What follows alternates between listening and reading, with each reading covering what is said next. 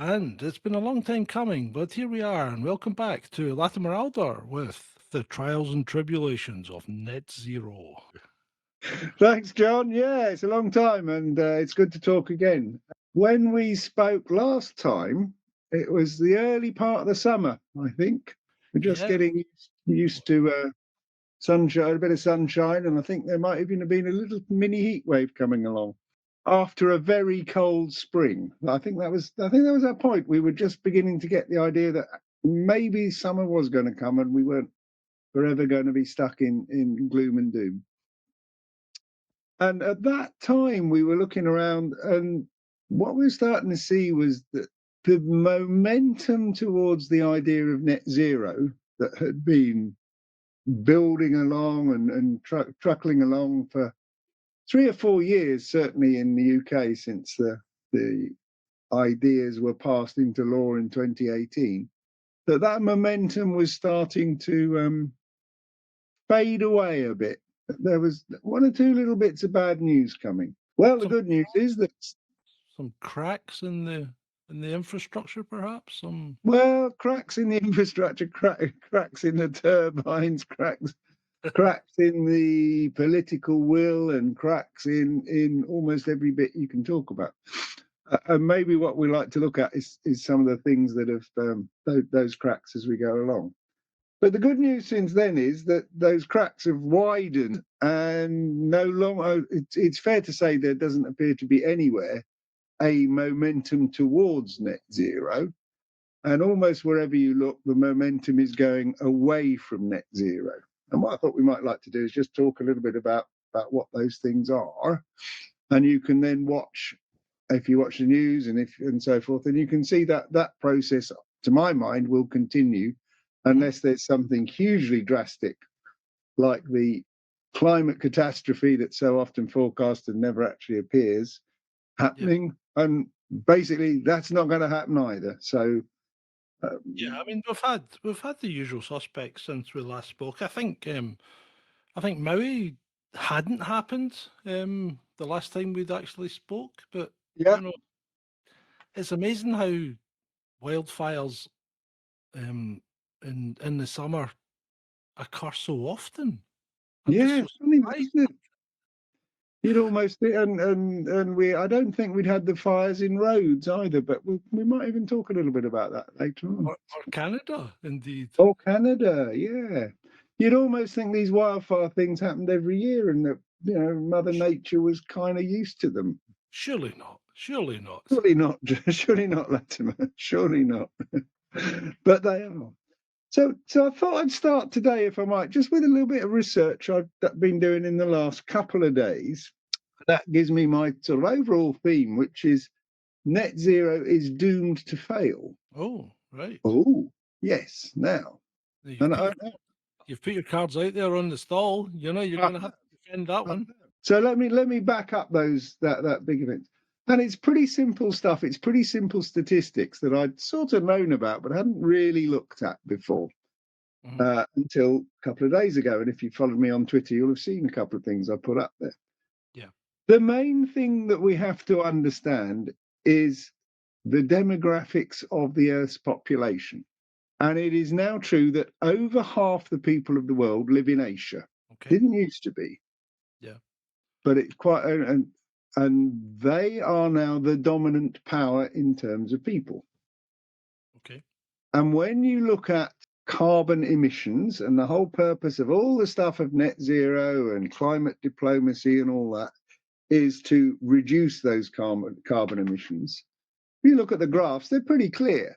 Most places are sort of ticking along, doing about the same with carbon emissions, maybe going up a bit, maybe going up, down a bit, but keeping roughly the same, Mhm.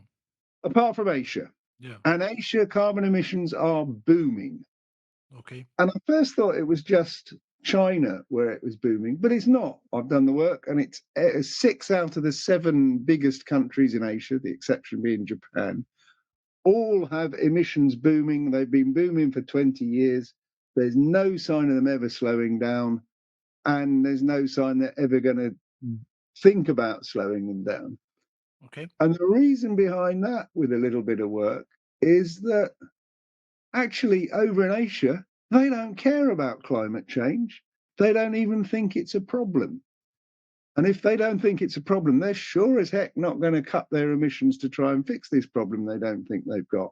Yeah. What that shows us is that what we've all instinctively known, this all this stuff about climate is a hugely Western idea, a Okay. hugely Western religion, if you want to think of it. Now, And now, it just makes no traction in the Asian countries. okay. If I push back slightly, I mean, China Yeah, talks about, yeah, recycling of and course you do. making Yeah, sure that they're not making or not yeah, contributing to things. But are you saying that yeah. they're just playing lip service? Well, talk is cheap. I can go to a conference and say, yeah, yeah, yeah. As soon as I get home, I'm going to give up drinking or be a better person or pray more or whatever it is. But I'm not going to do it when I get back home. Yeah. But to be honest, if China doesn't do it, who the heck's going to tell them they've got to? Yeah. What about India? Because they've recently become like a full blown, we're going to the moon type Yeah, spacefaring nation now. well, same thing with India. In India, in fact, in terms of population, is now slightly bigger than China. They're both Yeah. 1.4 million people, billion people. So Okay. between the two of them, they're three-eighths, just about three-eighths of the world. And Right. India as well makes lip service a little bit to reducing its emissions, but the emissions continue going up, and there's no sign they're ever going to. Part of the reason for that is that fossil fuels are a very convenient way of making power. Yeah. They're relatively quick to do. They can easily, you can store them, which is more than you can do with any renewables. Um, and And they're reliable and work 24/7. yeah, So and they're then in demand, and they still will be in demand. and inadvertently, by imposing sanctions on the Russian state, we've probably made it easier for China to get more access to fossil fuels. Yeah, sure, absolutely. One Yeah. of one of the reasons, and one of the things behind China's going particularly for coal is it can get coal overland, and they've just built this enormous great railway, 1,200 miles long, to transport coal. Yeah. What they don't have, I'm led to believe, is oil. And Yeah. oil has to come in by tankers. And tankers have to come in over the seas. And in the Pacific, there's a thing called the United States Navy, which still worries them a little bit. Yeah. But there's no United States Navy on their 1,200-mile overland railway tracks bringing in the coal to power their power stations. Yeah, and they're trying to build a railway that ultimately goes all the way to the Gulf. Yeah, they could do that. And, they've got the resources to be able to do such a thing. And they don't, not, it's not like HS2 where you spend 15 years arguing about who can go over whose fence. Yeah. If they decide to build a railway, they're going to build a railway. We might not think that's a very democratic way of doing it, but it's probably what's going to happen. So China.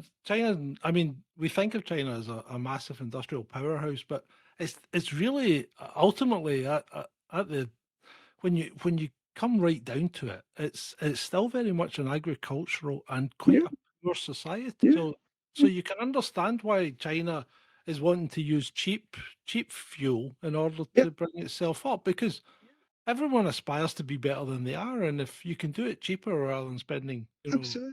Well, that's exactly right, John, and that is the key point. People want to be rich and prosperous like we in the West have been for the last 50, 100 years. Mhm. They don't care, even if it was true that that means sea level in 100 years is going to be 1 foot higher. If Yeah, they even think about that problem or that scenario, they'll think it was more than worth it.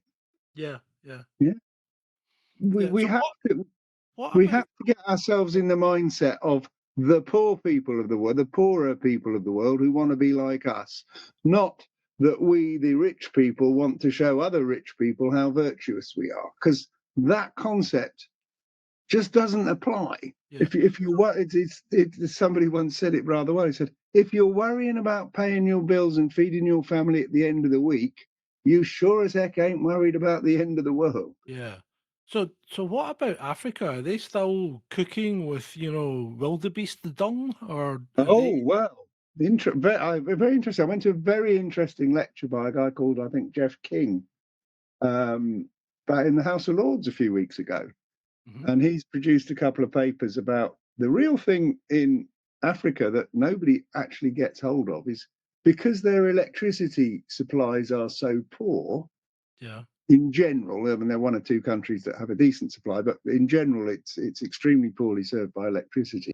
Then people survive on charcoal. Yep. The same stuff that we use to do our barbecues with is the staple for cooking and so forth Yeah. in Africa. And to make the charcoal, you chop down the trees.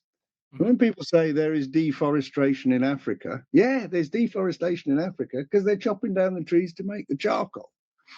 Simple as that. There's no great subtlety about it. Okay. We let them have and local, greenery people very very down on anything to do with coal. If we let them use their own coal, they could have electricity and they wouldn't need the charcoal and they wouldn't need to chop down their own forests. Now, Yeah. Jeff's produced two papers on it, and I'll perhaps afterwards give you the references to how you can download them. But he's a very compelling speaker, and he tells a very good story of something that is so simple. We have electricity 24/7. In Johannesburg, they have electricity 4 hours a day in one of the biggest capitals in South Africa, and they are relatively biggest cities in Africa, and they are relatively well off by comparison with their other African compatriots. And then the Green parties in Europe, come along and say, "Oh, you naughty African, you've got to have a wind farm or a solar power or something." And you wonder why the Africans think, "Well, actually, I'm not really too bothered about this." Yeah. Well, they seem to be pushing back a bit. I mean, they've Yeah, basically they're starting to fling France out. I mean, Niger has effectively told France to foxtrot Oscar. right. Yeah, And and of course, that then gives France a headache because that's where they got all their yellow cake for all their yeah, nuclear power stations. yeah. Yeah, it's a much more complicated world than fossil fuels are bad and we've got to stop doing all of that stuff to save the world from emissions. And that's one of the reasons why net zero is going to fail, because at the global level, not enough people are bothered about doing it. Okay. So what about back at home? I mean, I see our own, Rishi Sunak has delayed the implementation schedule for net zero. He's given us a little more grace. Well, sort of. Let me just go back a few months, and there was the watershed moment in the UK when, if you remember, Boris Johnson, the ex-prime minister, resigned his seat in Parliament, Hmm. and that meant there had to be what we call a by-election. A by-election is just a local election to Yeah. replace the MP. And the general state of politics in UK at the time was such that it was considered it was going to be a walkover for the opposition Labour Party, because the Yes. Tories, of which Johnson was the leader, were much disliked, rightly or wrongly. They Hmm. were out of favour with the populace. Hmm. But lo and behold, the Tory candidate won, and he basically won on an anti-green platform in opposition to some proposals from the London mayor, which basically was trying to ban people from driving older cars within the city, within London. Yeah. Um, Yeah. and that opposition was sufficiently good, that his opposition was sufficiently popular among ordinary people, that he won the vote against what all the political commentators and probably the politicians themselves thought was a walkover for Labour.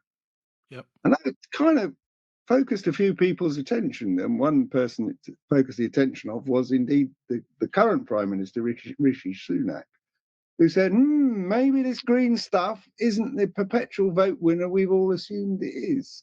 And Mm. he made some changes. They are relatively minor changes to the UK's timetable for net zero. But the important point, in my perspective, is that they were changeable at all. Yeah. So once you've made a change once and said, we'll delay this measure by 5 years or whatever it was, well, Mm. there's nothing to say you can't do it again and again, and you can delay or change or alter other measures as you wish. It's Once you've had, moved from being this immutable plan that has to be yeah, done to the what's convenient at the time. it's just like when you're in the pub. Once you've had one pint, the next one's easier. Oh, don't tell me about that. Yeah, I know all about it. But yes, that's exactly right. Once you've lost your virginity, the second times in there, second and third times are great.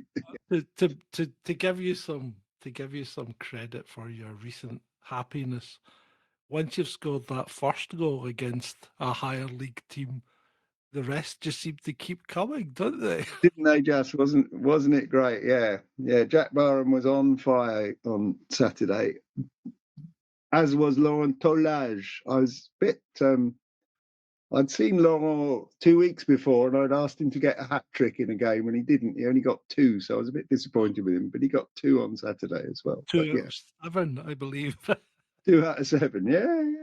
Well, that's a time for another day. For those who don't know, we're talking about my team, Aldershot's great victory at Swindon Town in the FA Cup on Saturday. Well, I had the honour to be present, and it was one of the great days of Aldershot history, Aldershot football history. We beat a much better, supposedly a much better team, and we didn't beat them; we massacred them. But that was only one part of the net zero changes that we saw, because I think the most significant one was where the government started to discover that not only were they able to move around the laws, what they couldn't do was make people do things. And let me try and explain. Yeah. One of the key strategies of net zero in the UK is to rely on wind power. We're going to get rid of all that horrible, nasty fossil fuel, and we're going to use wind. And Yeah. particularly because we're an island stuck in the middle of a relatively windy part of the world, we're going to use wind power offshore. And Mm-hmm. how this is going to be done is to auction off the rights to build wind turbines, windmills, whatever you want to call it, in the middle of the sea, and we Yep. will guarantee to you a buyback price, what they call a strike price, for a minimum strike price for the electricity you generate. Yeah. And that all sounds great and wonderful, and there's sort of, you can think that that's at least one way of doing it. Becomes an issue though if people Uh, don't want to pay for the oh, yeah, yeah, yeah. But let's go a little bit further. And so every year for the last 3 or 4 years, they've had these annual auctions, and people have been eager, wind yeah. power operators, eager to get, one block of land that they can, put the wind turbines on a block of sea, more to the point. Well, When yeah, it came a bit of coast, to, a piece of I'm sorry, I coast, didn't hear that, John. coast, a piece of coast. A piece of coast or a piece of offshore piece of coast. Yeah, yeah, And for the last 5 or 6 years, wind power operators have been telling us all, "Well, we're the cheapest power there is, etc., etc., etc. We're so much cheaper than fossil fuels. You shouldn't even think of anything else. We are the greatest, etc., etc." Well, two things happened. One, it became fairly apparent when you look at the accounts that nobody in the wind power business is making any money. Um, Several of the companies are in deep financial problems and may not survive as in their current form. But the UK government, I think maybe even unknowingly, took in what the wind power farms had said about their prices and said, "Okay, boys, this year we're going to offer you the strike price of exactly what you say it is. Low cost wind power. Fine, we'll offer you whatever it is, 40 quid a ton or something. kilowatt or whatever. And how many of you are going to sell it to us at that price?" And the answer was none. Nobody wanted to sell at that price. So the auction, the process for building out these wind farms, was a complete failure. It had no takers whatsoever. Yep. And that's quite a shock because if you can't persuade people to actually go and build the windmills that's going to provide the wind that is going to keep your electricity going, your strategy, such as it is in tatters. Mhm. Yep. And And it's and does. it's not and it's Because not only in the UK. yeah. Something similar happened. They did off Louisiana coast in the Gulf of Mexico. There was a similar auction, and again there were no takers. And New Jersey, 2 developers And there. off New Jersey, even when an operator was previously contracted to build some power, some equipment as one of the big ones to keep the northeast of the United States going, they have pulled out. They've said, sorry, we cannot continue on this contract.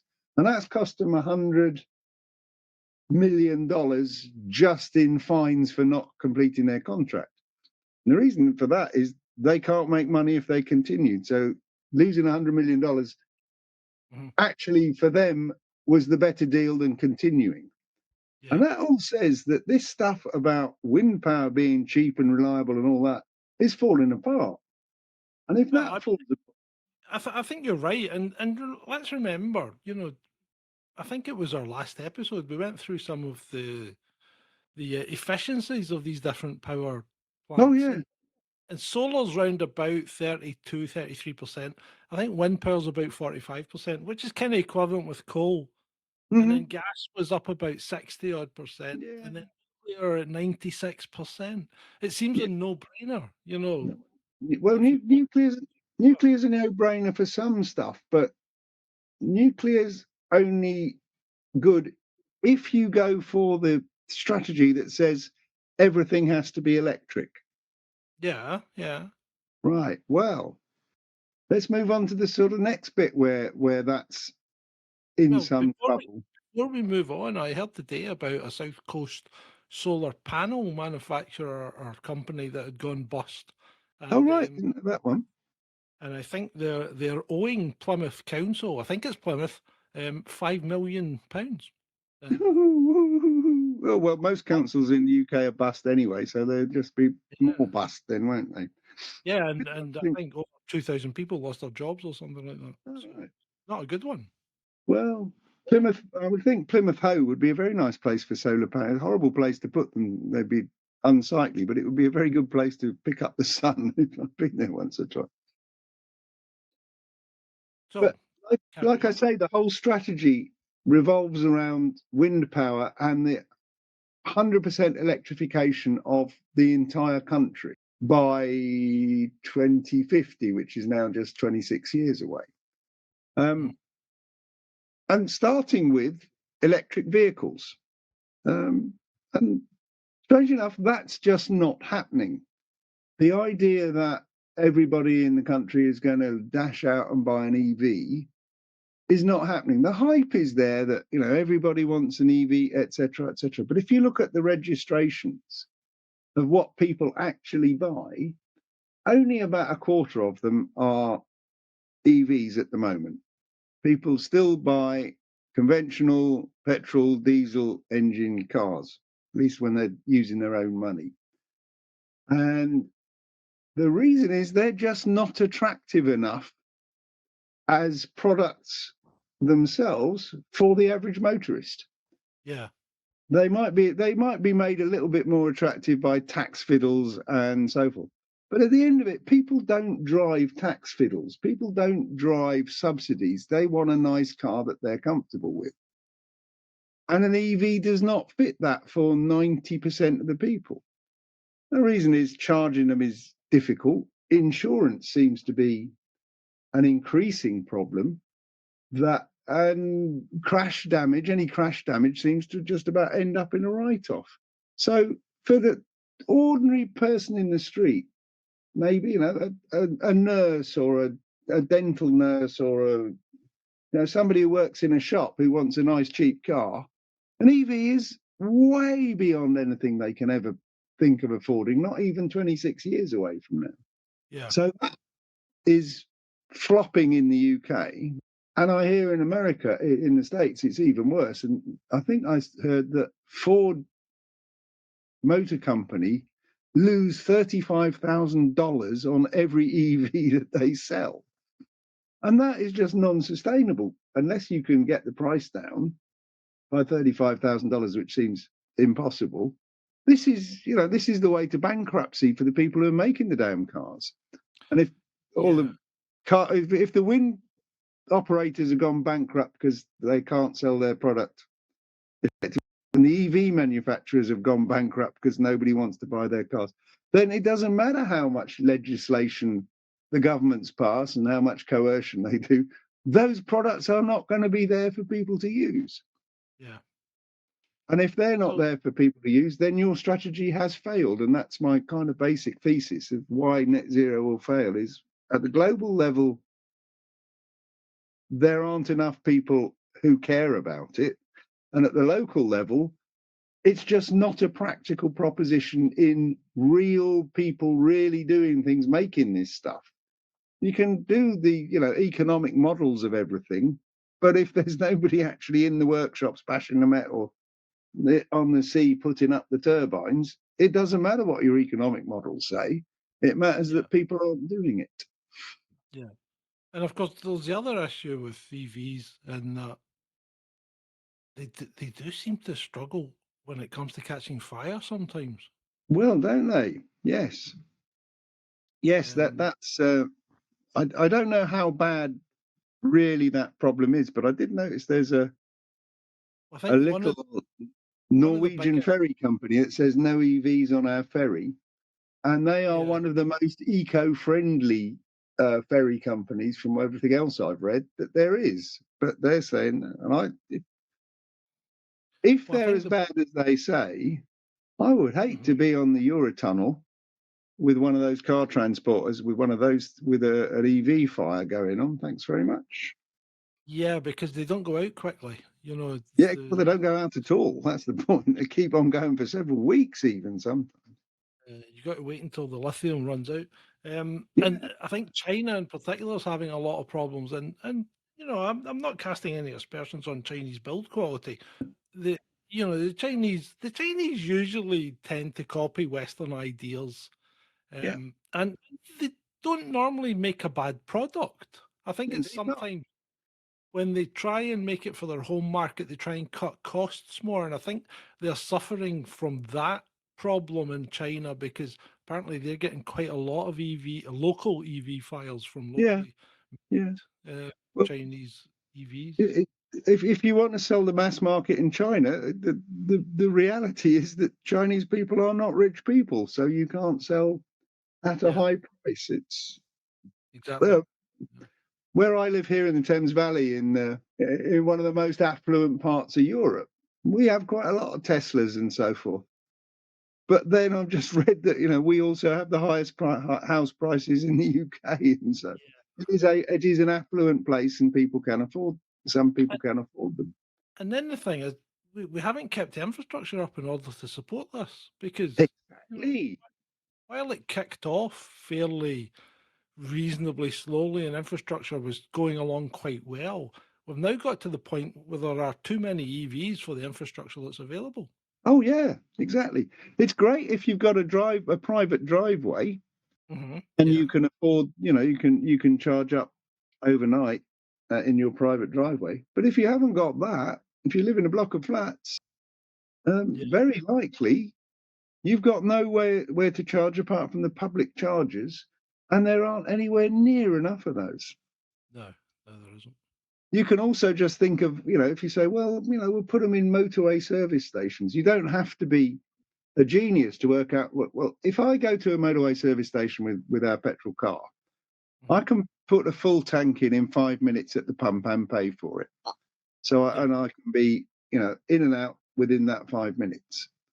If, however, I'm going to stay there for 2 hours to charge up my EV, which sounds like the sort of reasonable times we're talking about, yeah, then clearly we need 24 times as much space in the motorway service areas just to accommodate the cars stationary being charged up. yeah.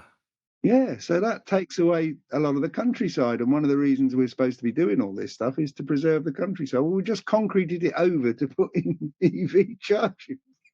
And then you've got to think about, I mean, I can't see electric tractors being viable, you know? No, no, Could nor just electric HGVs. And if you actually want to have fresh food in your supermarket, somewhere somebody's got to move HGV size stuff up and down the motorways every night.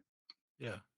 Or And maybe you don't. Maybe you say that's fine. We'll all go local, and therefore we don't need to go in. We could even decide we're in 15-minute cities. Well, that's great. But if you're in a 15-minute city, that means the only things you can get are within 15 minutes.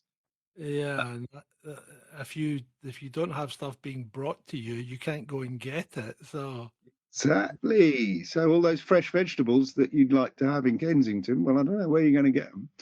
yeah. They're not going to appear by magic. I have no mango for my toast. Sorry, I have no avocado for my toast.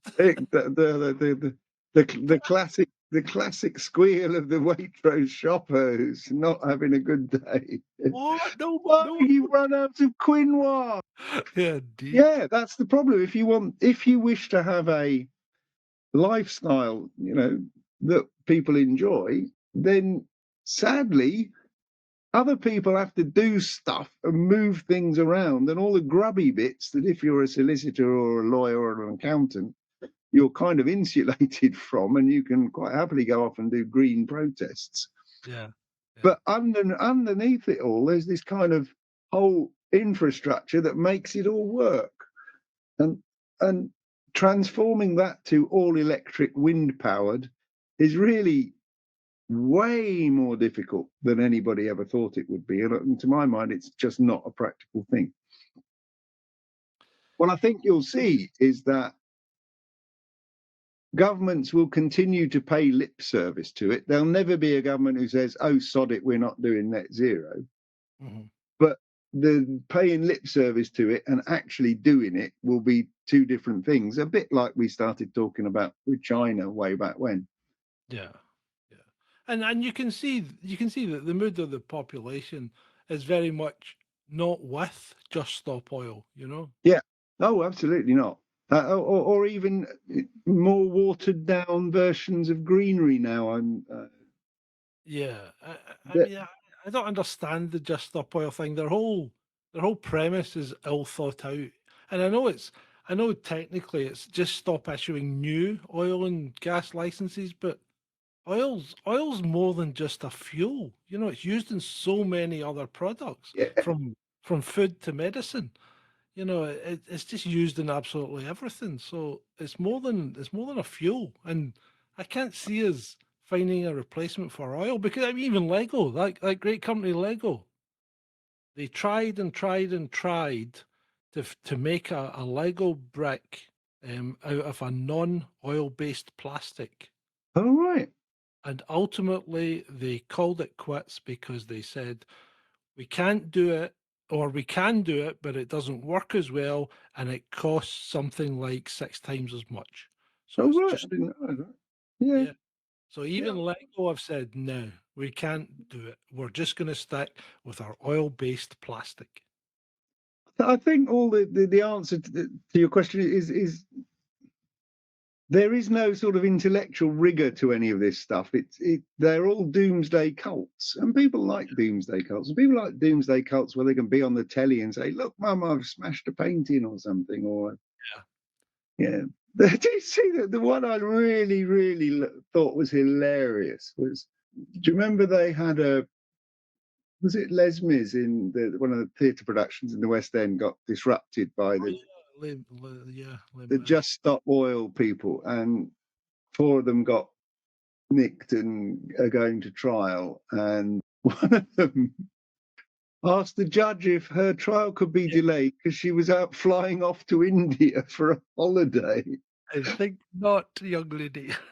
Yeah, and yeah, the judge basically was far too polite to say what I think you and I were both thinking, but he basically said, "No, you must turn up for this." But the Yeah. fact is, they would be flying in oil-powered aeroplanes to get to India and back. So Yeah, of course they would. Yeah, it's just it's Tristan and Arabella have a nice gap year with lots of excitement. Yeah, What but is interesting, however, sorry, go on. is that Just Stop Oil were funded for many years by a guy called Dale Vince. Yeah. Now, Dale Vince is the founder of Ecotricity, Yes. a sort of We've green power talked about this company. before, haven't we? Yeah, we've heard of them before. Yeah. He was also or still also the owner of Forest Green Rovers, the football team that had a spectacular rise up through the leagues and are now having a spectacular fall back down through them. And he has decided that funding Just Stop Oil is actually a bad investment, so he's withdrawn his money. And I've Oh, got a funny feeling that that will be the end of Just Stop Oil, that we won't hear any much more about it. Because yeah. without a lot of money sloshing around in it, then it's not so much fun for the people who are And recruited to work for it. Roger Hallam, he got raided in the early hours of the morning and arrested.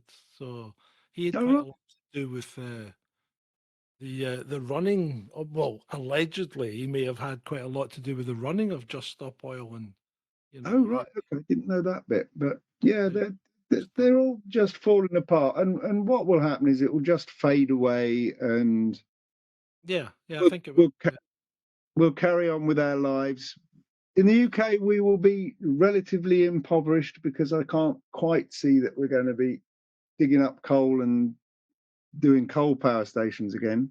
Yeah, There unlike would Germany. be a huge political row about starting fracking again, though I've got a feeling eventually it will come.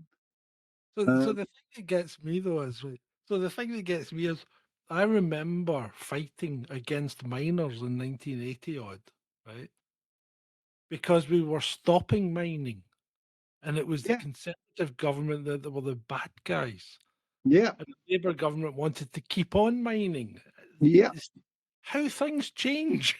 exactly, exactly. Isn't that funny that the whole purpose of left wing politics in those days was to keep mining open, and is now to make sure it never opens up again. Yeah, Weird. I So know. who are the bad guys? The miners or the or Mrs. Thatcher who closed it? No, Interesting. I think ultimately, if we look back at history, we can always say it was the government as the bad guys. No matter who the government are, they're No, always that's probably bad. true. Thank you, Latimer, for that on the trials and tribulations of net zero. It certainly seems we have quite a few of them to look at. And we may return to this very topic in the near future. Thank you Yeah, I'd again. be happy to. I think this will be an ongoing slow car crash as net zero collapses around our ears, and watch this space. And if you're interested in the topic, just keep your eyes on usually the environment pages in most of the big national papers, the Guardian, Telegraph, the Times. They are all starting to report on this stuff nowadays. Yeah, And, um, and it's almost universally bad news for the net zero Easters. So there's always something encouraging there. there you go. Thanks again, Latimer. Thank you. Great. Okay. Cheers, buddy.